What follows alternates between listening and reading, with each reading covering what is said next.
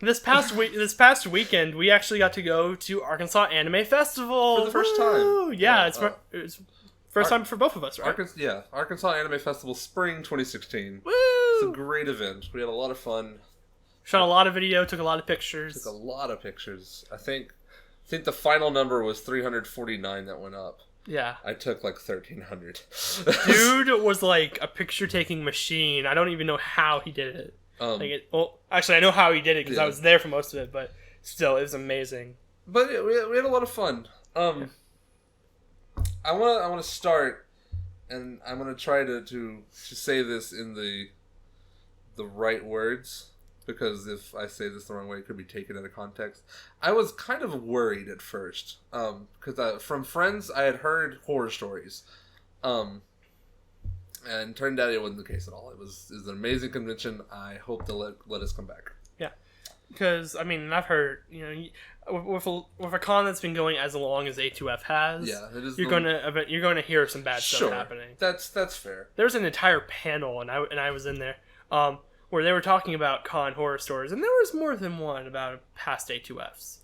But this one I thought was a really good convention. Yeah, it was really well run. It was really fun. It seemed like they had all their stuff together. It ran pretty smooth. Yeah, which for conventions is good. Pretty smooth is like A. Yeah.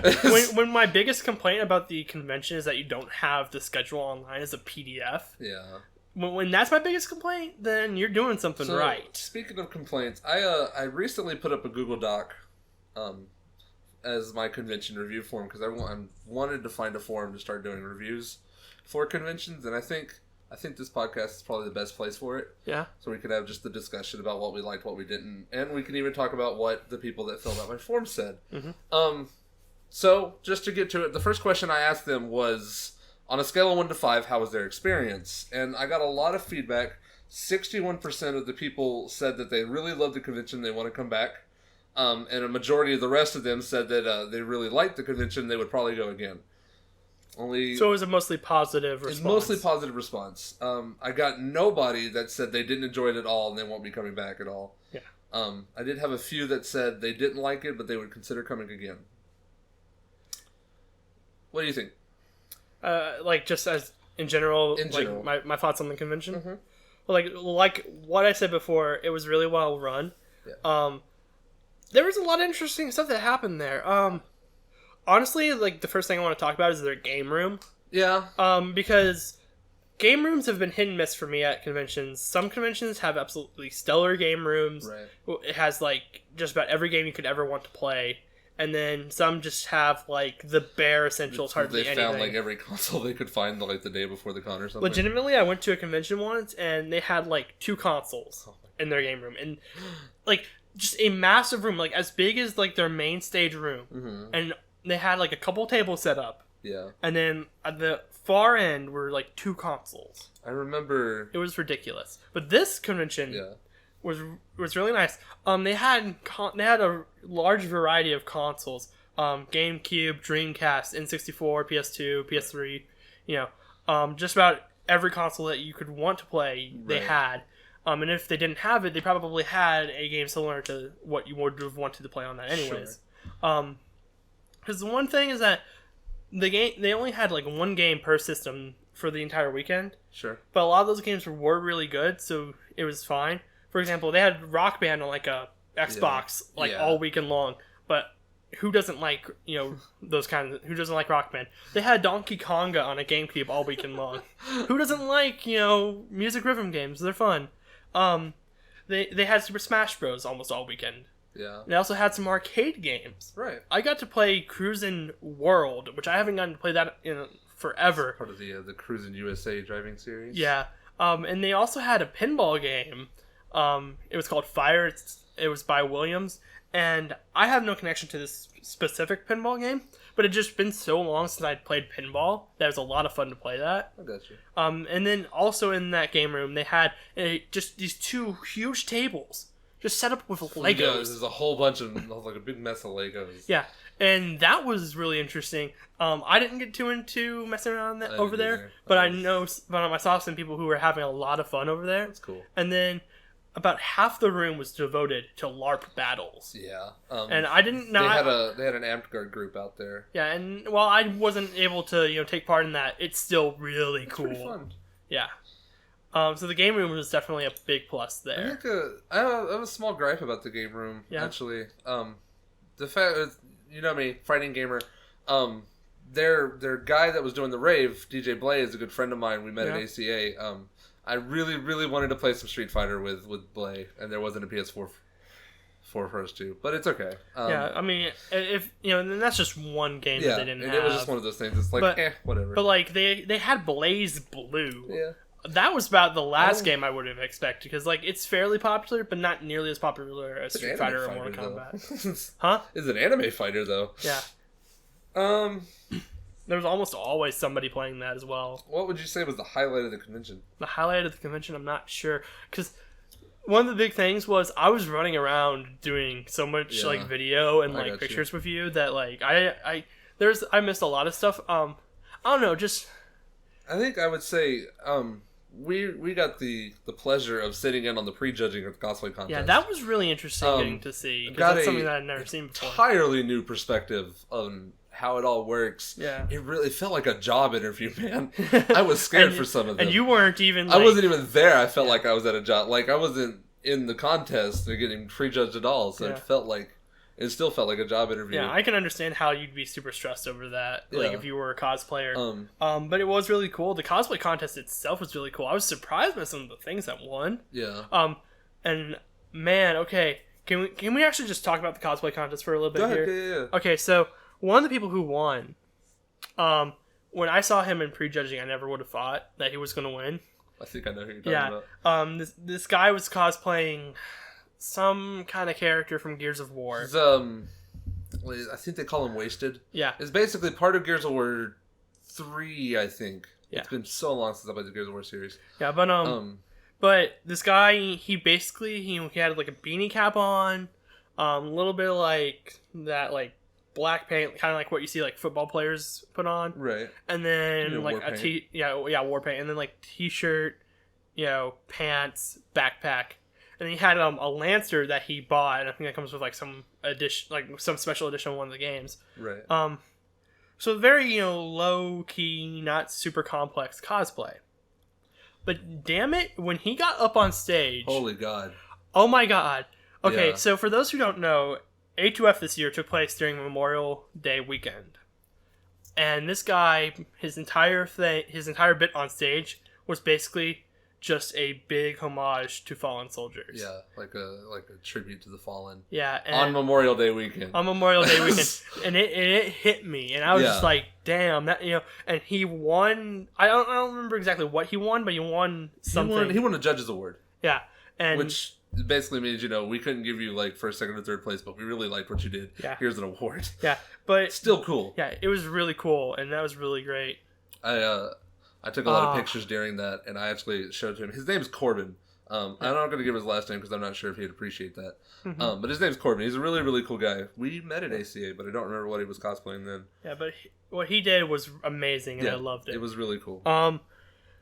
Other than that, like, was there any cosplay that really, Well, like I said, we got to sit on the prejudging, and the reason we did that was because I'm going to do a video on the cosplay contest and how it all works. Yeah. The cosplayer that I'm answering your question. Will you give me a second? He's like, what does that have to do with anything? Get to the point already. Get to the point, Frank. The cosplayer that we followed around is a good friend of mine, Taylor Celestial Yower or something like that. I don't remember. Taylor. But I was trying to remember her cosplay name. I'll have it in the links for sure, though. She was unveiling her first created she made the cosplay entirely herself. Yeah. And it's a beautiful costume. She cosplayed Lucina from Fire Emblem Awakening. Yeah. It's awesome. Lucina, but I thought she was from Super Smash Bros. I thought that was Marth. Legitimately, the first time I played Fire Emblem Awakening, I was like, fucking Marth, hell yeah, let's do this. And then, wait, that's a girl. Okay, I'm still okay with it. Whatever. That reminds me of a comic I saw where Marth sees Lucina and he's like, oh my god, that's the most beautiful woman I've ever seen in my life. And he walks up to go talk to her and she says, And she's like, "Oh my god, great grandfather!" And I'm like, and he's just like, he has this horrified expression on his face, like, no. That's great. But no, like her cosplay was awesome. Yeah, so I really liked her Lucina. It kicked a lot of butt, and it was really cool. The girl that won, Reagan, I think is her name. I remember she cosplayed somebody from LOL. But I don't play LOL, so... Oh, the person with, like, the giant hands that worked? Yeah, she had these giant hands, cool. And, like, they could actually move, and it was really cool. I fist bumped her. So. That's great. I should have gotten a picture of that. That would have been awesome. But that was a really cool one. There's a lot of really cool cosplay. Mm-hmm. There was a lot of, like, really cool, like, different things that happened. Obama won Kenobi. The Jedi Master Obama with his SWAT team. Oh gosh. Yeah, like SWAT stood for something. What was it? I don't know. I don't remember for the life of me. Yeah, but like, yeah. It was this dude, and he was dressed up as Obama. He had like a blue suit. He had a cape that was an American flag. He had like one of those like Halloween like rubber Obama masks on. That's like smiling. It's really creepy looking. And lightsabers. Yeah, and like this cloak on. And he had lightsabers. While they were so like the judges had to go and decide who was going to win. Right. At the cosplay contest. Oh. And between the last person and when they came out with their decision, one of the things that they had to entertain people was a lightsaber fight between him and Kylo Ren, and it was great. I loved it. It's pretty funny. Yeah. He ended up winning the Trevor Award, which is a special award they give. Oh my god, A2F. I was on the verge of tears when that happened because. Yeah. For those who don't know, Trevor was a person who went to A2F, and a lot of people in the community really were friends of him, and he unfortunately passed away. So they developed this award. So they honor him by giving out the Trevor Award. And that basically make A2F special. And one of the judges was tearing up at it, and it was just really emotional. And to see such a silly cosplay though win that, it was really interesting hearing what the guy had to say after he won it, because just like I don't know, like because the awards meant to go to someone who goes above and beyond and really takes the cosplay and makes it their own and puts all this personality into it, and I don't know, it was really interesting. Yeah, I got you. So we should probably talk about the cosplay judges real quick. I don't know. One more cosplay. One more time cosplay. One more time cosplay, which is a pun, and I love it. Our friend William Moore, he's a good guy. Dude is super cool. He is really cool. By the way, hashtag he actually make William Dab 2K16. Make William Dab 2K16. That'll be the thumbnail, is a picture of us dabbing. There you go. Dab. No, not really, but Dabrielle. Dabrielle. For those of you who don't know, there's a Toriel cosplayer that we know. Inside jokes. Yeah, and she did a lot of dabbing over the A2F weekend. A2F, aka Year of the Dab. Yeah. But yeah, Will's a good friend of mine. He actually won ACA's cosplay contest with his friend Joseph. I don't remember his and they cosplay were doing name. an Undertale cosplay. Yeah, William was Sans, and the other guy was King Asgore. Yeah. Oh, that Asgore. That Asgore was so cool because all the prosthetics and stuff, like no seams at all. Like it was perfect. But the Sans cosplay was really cool too. Now I haven't played Undertale still, but shame him. Shame. Don't shame me. Shame. I want to play it. I just need to catch it when it's on sale. It's $10. Man, my gaming budget is so tight right now. Jesus Christ, I might buy it for you because you're broke. Jesus God. Waiting for it to go on sale. I thought I was cheap. No, because the Steam Summer Sale's coming up. That's true. It probably will go on sale. So if I can get it for cheaper, I hope the soundtrack goes on sale then. But his Sans is really cool, and it's awesome. So. Woo. They love the characters too, which is fun. Going on, average Asian cosplayer or cosplay was there. He's really cool. Yeah. He did a Korra cosplay. He was Mako from Korra on Sunday. Sunday. Which I loved his Mako cosplay. It's great. Mm-hmm. I'm sorry. I'm having to stop myself from fanboying over Korra right now. He also did. God, I can't remember for the life of me what else. Yeah, it's okay. I saw it and I was like, "That's really cool," but I don't know what it's from. I want to say it's been so long. It's been 3 days. Well, you've had a pretty busy time though. That's true, man. I can't. I'm blanking hard. What was the other cosplayer? Who was the judge? She is the leader of Dripping with Good Looks cosplay, which is a group cosplay of Oron High School Host Club. And you love Oron. I do love Oron. We actually got to sit down with the entire cosplay group, and me and them gushed for like 20 minutes about our favorite thing about Oron. Meanwhile, I'm sitting there behind the camera, just like, why do they like this? It's a good show. That's why. I legitimately asked when he ran out of like stuff to talk about. I was like, why should I watch Oron High School Host Club? And he said, yeah, Seawood's never seen it, and they all just gave me that death stare. They gave you the death that stare. stink eye. I'm just like the Dripping with the Good Looks cosplay was they're a lot of fun to chat with and interact. Yeah. I took a lot of pictures of them. They did a lot of events for the con too, so. Mm-hmm. Yeah, they did like a tea party and like a ball. They did a tea party on Friday, and they did a formal ball on Sunday. And that was interesting, to say the least. As for like the cosplayers, I'm getting everything from the rave, getting to dress up in cosplay is like the highlight for them. Yeah. LARPing. How about the guests? Surprisingly, I don't think any of them really said the guests, but the guests were amazing. Yeah. Austin Tyndall and Rachel Messer were really, really cool. Mm-hmm. I only got to sit down with Rachel for like 3 minutes, and by sit down, I mean I caught her in the vendor room and went, "Hey, you're Rachel Messer," and she went, "Yes, I am." And I went, "Hey, we should talk sometime." And she went, "Here's my card." That was like 90% of the conversation. Yeah, I was so busy doing stuff that I never even saw her. But Austin Tyndall was really cool. Austin Tyndall's a really cool guy. He did like 6 Q&A panels that weekend. Yeah. And they were almost all packed. It was ridiculous. People love Austin Tyndall. By the way, that's the first WAC interviews filmed before a live studio audience. That's true. Or rather, a live hotel room audience. Because we did it in the panel room right after his last panel and right before he was going to leave. So there were still people in the panel room. They just sat down and like watched it. Yeah, it was cool. Didn't they ask him if they could stay? I don't remember, but that's what I was told. It doesn't really. I was in the other room getting something or giving something back. Yeah, like he finished like signing stuff, and then he was like, "Where's that guy who wanted to interview me?" And I had to like go talk to him. Like, he'll be right back. I swear. That's funny. But yeah, Austin Tyndall was really cool. Like after the interview, he literally ran up to everybody in the room and gave them hugs. It was really weird, but really awesome. Everybody and just hugged them.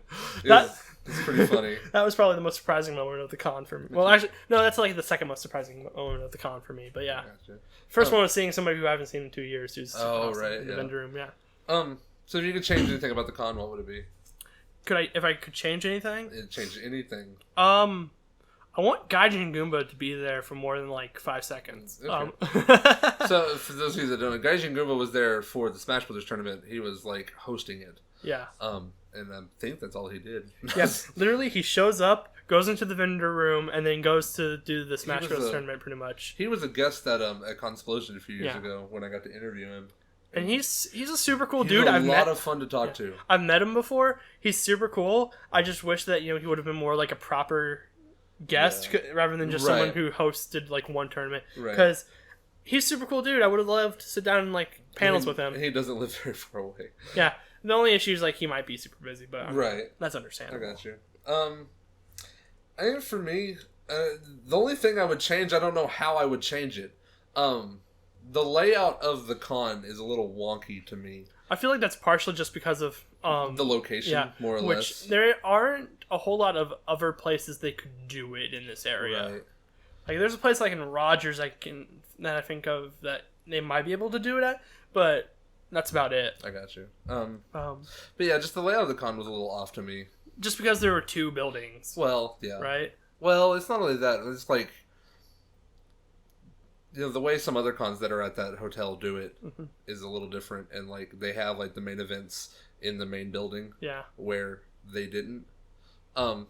It was just weird. But having main events where they did allow them to have a much bigger vendor room. Like for comparing it to like GlitchCon. Okay, right. GlitchCon's vendor room was not nearly as big as this one. Sure. At A2F, and it's really cramped in there. That's true.